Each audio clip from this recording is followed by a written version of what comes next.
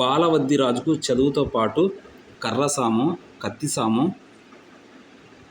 విలువిద్య మొదలైన విద్యలు వస్తాయి కదా. మీకు చదువుతో పాటు ఏ ఏ విద్యలు వస్తాయి? అందులో మీకు ఇష్టమైన విద్య ఏది? ఇక్కడ బాలనాగమ్మ కొడుకైనటువంటి బాలవద్ది రాజు ఉన్నాడు కదా, ఆ అబ్బాయికి చదువుతో పాటు అంటే అతను మంచి చదువుతున్నాడు అంటే అతను చదువు వస్తుంది. చదువుతో పాటు మరి కర్రసాము అంటే కర్ర తిప్పడం వస్తుంది. కత్తిసాము అంటే కత్తి తిప్పడం, కత్తితో ఫైట్ చేయడం వస్తుంది. విలువిద్య అంటే బాణాలు వేయడం వస్తుంది. మొదలైన విద్యలు వస్తాయి. అంటే వీటితో పాటు కొన్ని రకాల విద్యలు కూడా వస్తాయి కదా. అంటే మీకు తెలుసు కదా.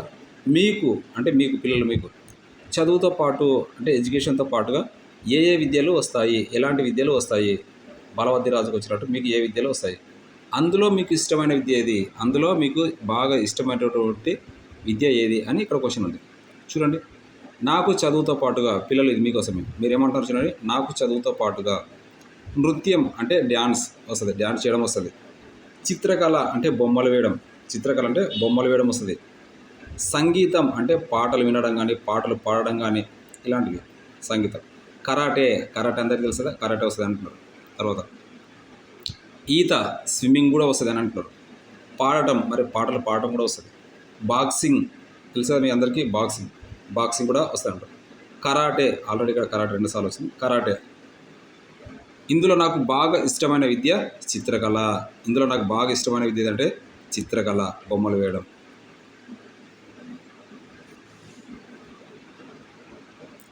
నెక్స్ట్ చూడండి, బాలవద్ది రాజు సప్త సముద్రాలు దాటి మాయల పకీరు ప్రాణాలున్న చిలుకను పట్టుకున్నాడు కదా. ఇక్కడ బాలవద్ది రాజు ఏం చేస్తాడంటే సప్త సముద్రాలు 7 సముద్రాలు దాటి ఆ మాయల పకీరు ఉన్నటువంటి ఆ ప్లేస్కి వెళ్ళి చిలుకను పట్టుకుంటాడు కదా.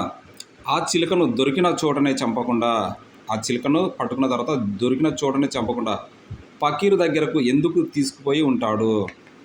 ఇక్కడ క్వశ్చన్ ఏది పిల్లలు అంటే, బాలవద్ది రాజు ఆ మాయల పకీరుని చంపడానికి సప్త సముద్రాలన్నీ అన్నీ దాటిపోతారు కదా, దాటిపోయి ఆ చిలక ఉన్న ప్లేస్ దగ్గరికి వెళ్తాడు.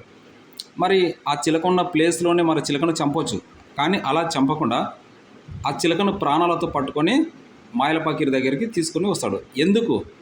ఒకసారి చూడండి.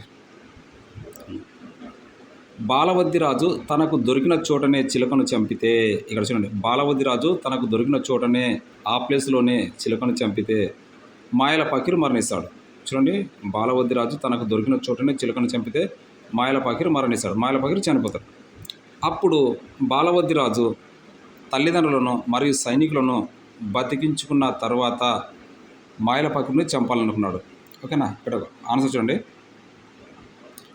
అయితే బాలవద్ది రాజు తనకు దొరికిన చోటనే ఆ చిలుకను చంపితే ఏమవుతుందంటే మాయల పకీరు చనిపోతారు. అప్పుడు బాలవద్ది రాజు తన తల్లిదండ్రులను మరియు సైనికులను బ్రతికించుకోవడానికి అవకాశం ఉండదు.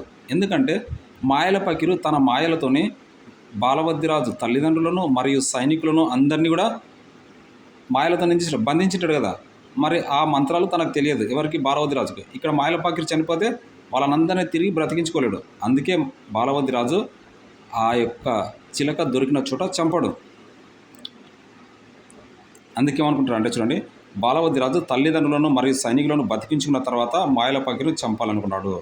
మరియు అదేవిధంగా బాలవద్ది రాజు ఏమనుకుంటే తన తల్లిదండ్రులను అంటే మాయల పకీరు తన మాయలు ఉంటాయి కదా, ఆ మాయలతోనే తన తల్లిదండ్రులను మరియు సైనికులను మాయల పకీరు చేత బ్రతికించుకున్న తర్వాత మాయల పకీరుని చంపాలనుకున్నాడు.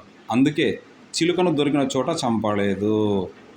తన తల్లిదండ్రులను మాయల పకీరు చేత బ్రతికించుకోవడానికి మాయల పకీరును ఏం చేస్తాడు? అప్పటి వరకు ప్రాణాలతో వదిలిపెడతాడు. అంటే అందుకే చివరి వరకు కూడా మాయల పకీరుని చంపాడు. చివరికి తన తల్లిదండ్రులను మాయల పకీరు చేత బ్రతికించుకున్న తర్వాత అప్పుడు చంపేశాడు చిలుకను. చిలుక చనిపోయిన తర్వాత ఇక్కడ మాయల పకీరు కూడా చనిపోవడం జరుగుతుంది.